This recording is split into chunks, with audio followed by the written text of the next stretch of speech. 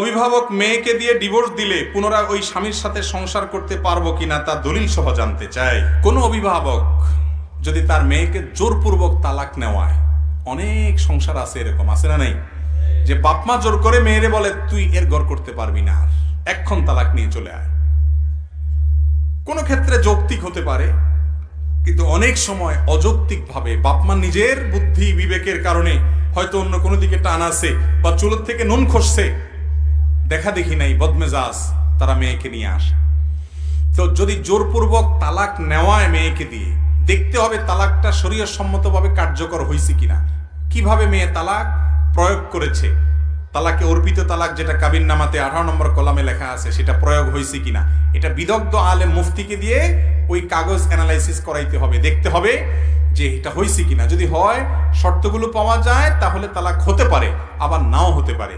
এটা এক কথায় বলা যাবে না। এই জন্য তালাকের মাসআলা এই ধরনের সংক্ষিপ্ত প্রশ্নোত্তরের সেশনে দিবেন না। তালাকের কোনো ঘটনা ঘটলে কোনো ভালো মুফতির কাছে, ভালো কোনো ফতোয়া বোর্ডের কাছে, ভালো কোনো আলেমের কাছে গিয়ে বিস্তারিত বলে ওই তালাকনামার কাগজে কি লেখা ছিল, কাবিননামা কি লেখা ছিল, সেটা পাওয়া গেছে কিনা, শর্ত হয়েছে কিনা, সব ঠিকঠাক হয়েছে কিনা, তালাক হয়েছে কিনা, তারপরে নিশ্চিত হবেন। এরকম আমরা আলাদা করে বলতে পারবো না। তবে হ্যাঁ, যদি যথাযথ নিয়মে অর্পিত তালাক বা তালাকের তাফবিজ ওই মেয়ে নিজের প্রতি নিজে গ্রহণ করে, তাহলে ডিভোর্স হতে পারে।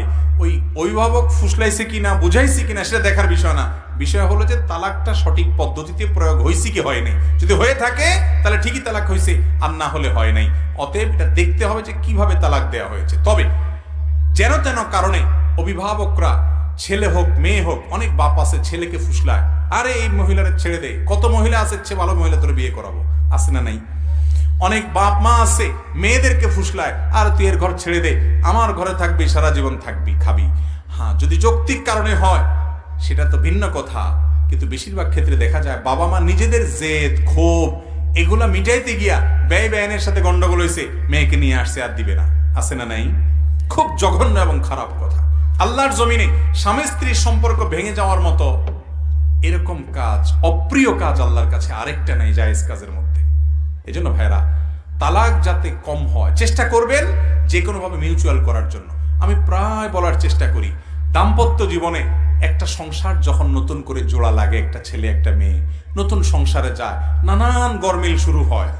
যদি বেশি বেলাইন হয় তাদেরকে সোজা করার চেষ্টা করেন বিভিন্নভাবে। কখনো সোজা হবে বলে মনে হয় না, ভবিষ্যৎ অন্ধকার, তাহলে তালাকের চিন্তা করেন আলেমদের সাথে পরামর্শ করে।